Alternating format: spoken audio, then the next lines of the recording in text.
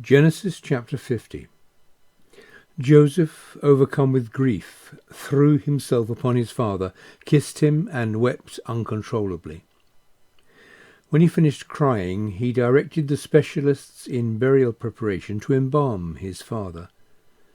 And so they embalmed Israel, taking 40 days to complete the process, for that is how long embalming takes.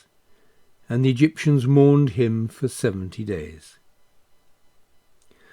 When the time of mourning was complete, Joseph said to Pharaoh's officials, "Please take this message to Pharaoh for me.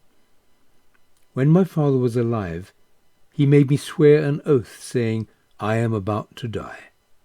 Promise me you will bury me in the tomb dug for me in the land of Canaan.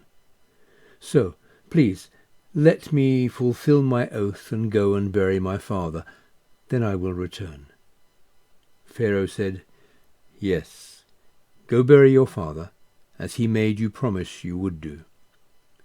So Joseph went to Canaan to bury his father, and high-ranking officials from every branch of Pharaoh's government, dignitaries of the royal court, and leaders from all regions of Egypt went with him.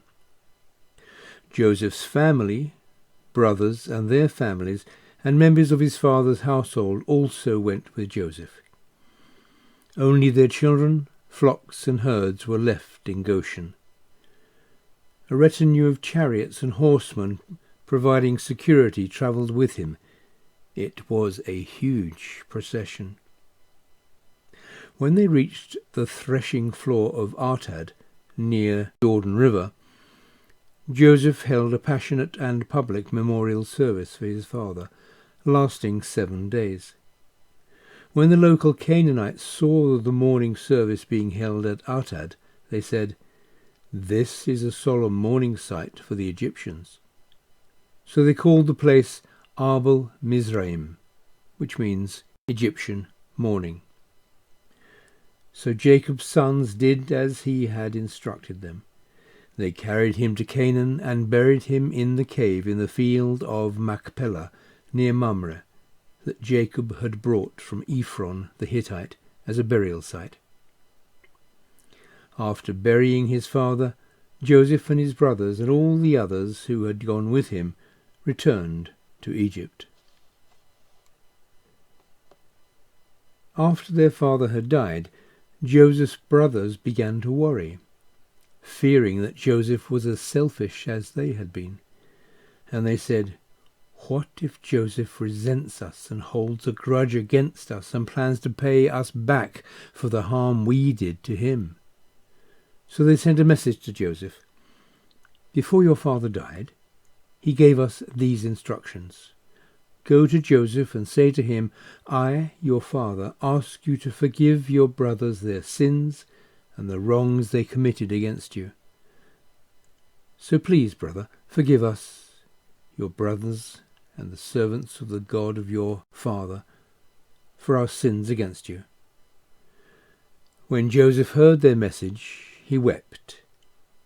Then his brothers came in and threw themselves down before him and said, "We are like your slaves, completely in your power and at your mercy." But Joseph said to them, "Brothers, don't be afraid. Am I to overrule God? While your actions were selfish and intended to harm me, God permitted it for good, to preserve the avenue for the Messiah, and to save many lives. So you don't need to fear. I will provide for you and your families." And he reassured and comforted them. Joseph stayed in Egypt along with all his father's family. He lived to be 110 years old, and had the joy of seeing the 3rd generation of Ephraim's children. He also held the children of Machir, son of Manasseh, upon his lap and blessed them. Then Joseph said to his brothers, "I am going to die soon, but God will keep watch over you and lead you out of this land to the land where he promised to fulfill his oath to Abraham, Isaac, and Jacob." And Joseph made the sons of Israel swear an oath and said, "God will keep watch over you and lead you out of this land. And then you must carry my bones from this place and place me with my fathers." So Joseph was 110 years old when he died, and they embalmed him and placed his body in a coffin in Egypt.